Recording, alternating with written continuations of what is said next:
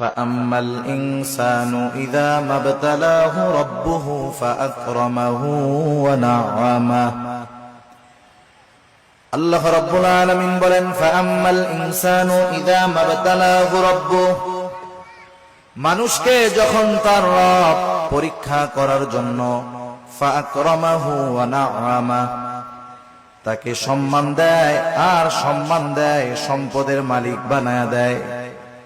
একটু খেয়াল করেন আল্লাহ তাআলা বলতেছেন মানুষকে পরীক্ষা করার জন্য যখন তার রব তাকে সম্মান দেয় সম্পদ দেয় তাকে নিয়ামত প্রদান করে সে নামাজ না পড়ুক রোজা না রাখুক সে মানুষের কাছে বলে বেড়ায় ফায়াকুলু রব্বি আকরামান আমার রব আমাকে সম্মানিত করেছে। আল্লাহ তাআলা বললেন আমি মানুষকে সম্মান সম্পদ নিয়ামত পরীক্ষা করার জন্য দেই আর মানুষ এটাকে পরীক্ষা না মনে করে সে বলে আমার রব আমাকে সম্মানিত করেছেন।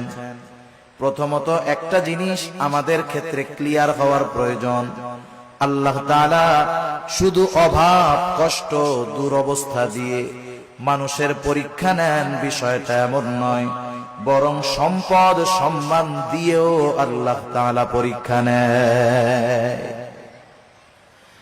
যদি এমনটা হতো সম্মান সম্পদ মানুষের আল্লাহ তাআলার ভালোবাসার মাপকাঠি, যে যাকে আল্লাহ রাব্বুল আলামিন বেশি ভালোবাসেন তাকে মনে হয় আল্লাহ তাআলা বেশি সম্পদ দেন, বিষয়টা যদি এমন হতো বলেন তো দুনিয়ার মধ্যে আল্লাহ তাআলার সর্বাধিক প্রিয় বান্দাদের তালিকায় কারুনের নামটা হয়ে যাইত। কারুন তো পৃথিবীর অন্যতম বড় এক ধনী ছিল। বলেন তো আপনারা সহজেই জবাব দিতে পারবেন কারুনকে আল্লাহ তাআলা ভালোবাসে নাকি? একটু জোরে বলেন না বাসে?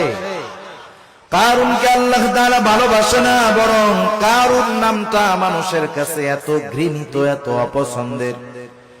দুনিয়ার কোন মানুষের যদি সন্তান হয় সে যত গরিব হোক তাকে যদি বলা হয় তোমাকে মাসে 1000 করে বেতন দেওয়া হবে টাকা দেওয়া হবে, ছেলের নামটা তুমি কারুন রাখো, আপনারা কেউ রাখবেন?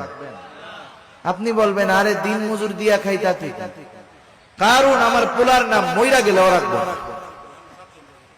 এই কারুনকে কত সম্পদ আল্লাহ তাআলা দিয়েছেন, এই সম্পদ ছিল তার জন্য পরীক্ষা। সম্পদের মালিক কারুন যখন হযরত মূসা আলাইহিস সালাম কারুনকে বলল কারুন তুমি তোমার সম্পদের যাকাত দাও, কারুন যাকাত দিতে অস্বীকৃতি জ্ঞাপন করলো। শুধু তাই না, সে মূসা আলাইহিস সালামকে অপমান অপদস্থ করার জন্য অপবাদ দেওয়ার জন্য একজন খারাপ মহিলাকে সে ভাড়া করলো, শিখায় দিল তুমি মানুষের সামনে বলবা মূসা আলাইহিস সালাম আমার সাথে জিনা করেছে, অপকর্মে লিপ্ত হয়েছে। এইবার যখন কারুন এই ষড়যন্ত্র চক্রান্ত করলো আল্লাহ তাআলা বরদাস্ত করলেন না।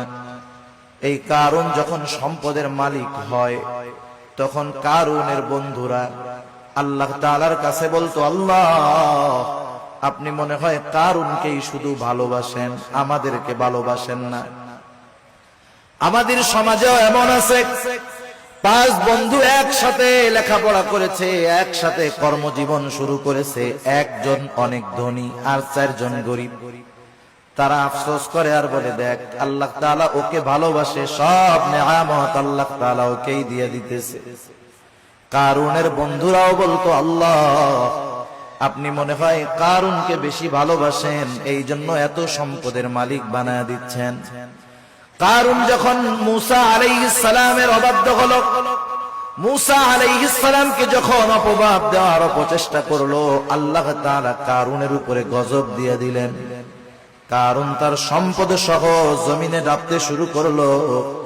তাফসীরের মধ্যে আসছে এখনো কারুন তার সম্পদ সহ জমিনের মধ্যে ডাবতেছে, কিয়ামত পর্যন্ত ডাবতে থাকবে। যখন কারুনের বন্ধুরা কারুনের এই দুরবস্থা দেখলো, এইবার ওই গরিব বন্ধুরা বলে আল্লাহ আপনি কারুনকে সম্পদ দিয়েছেন ঠিক, কিন্তু বাস্তবে আপনি আমাদেরকে বেশি ভালোবাসেন। সম্পদ দেখে আমরা মনে করি আল্লাহ তাআলা মনে হয় তারে ভালোবাসে এই জন্য দিচ্ছে, বিষয়টা এমন নয়। কারুন সম্পদ পেয়েছে ঠিক, আল্লাহ তাআলার ভালোবাসা পায় নাই। আবার দুনিয়াতে অনেক মানুষ আছে সামাজিক অবস্থানের দিক দিয়ে তার সম্মান অনেক কম, সমাজের মানুষেরা তাকে গণ্যমান্য কোনো ব্যক্তি মনে করে না, সামাজিক দিক দিয়ে তাকে অবহেলা করা হয়, এমন লোক সমাজে আছে না নাই?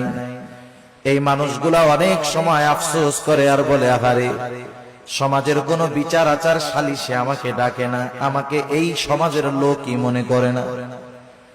হয়তো দুনিয়ায় সে দেখতেছে তার সম্মান কম, কিন্তু দুনিয়াতে আল্লাহ রাব্বুল আলামিন অনেক মানুষকে সম্মান দিয়েছেন তাদের পরীক্ষা নেওয়ার জন্য। কত সম্মানিত মানুষ ছিল ফেরাউন, কত সম্মানিত মানুষ ছিল নমরুদ, কত বড় বড় বাদশাহীর মালিক তারা হয়ে গেছে।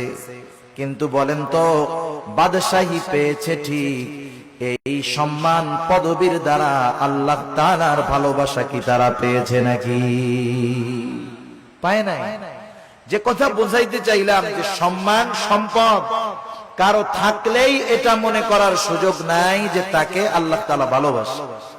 সম্মান সম্পদ দিয়ে আল্লাহ তাআলা মাঝে মধ্যে পরীক্ষা নেন, কিন্তু বোকা মানুষগুলা কি মনে করে? বোকা মানুষগুলা মনে করে আমারে আল্লাহ সম্পদ দিছে, ভালো না বাসলে দেয়। আমারে আল্লাহ চেয়ারম্যান বানাইছে, এমপি বানাইছে, সমাজের বড় ভিআইপি সিআইপি বানাইছে, আল্লাহ ভালো না বাসলে কি এগুলা দেয়? তারা এটা মনে করে। অথচ আল্লাহ কি বলেন যে তাদের রব তাদেরকে এগুলা দিয়েছে পরীক্ষা করার জন্য, আর তারা বলে আমাদের রব আমাদেরকে সম্মানিত করেছে। এরপরে আল্লাহ রাব্বুল আলামিন বলেন, ওয়া আম্মা ইযা মাবতালাহু ফাকাদারা আলাইহি রিজকাহু ফায়াকুলু রাব্বি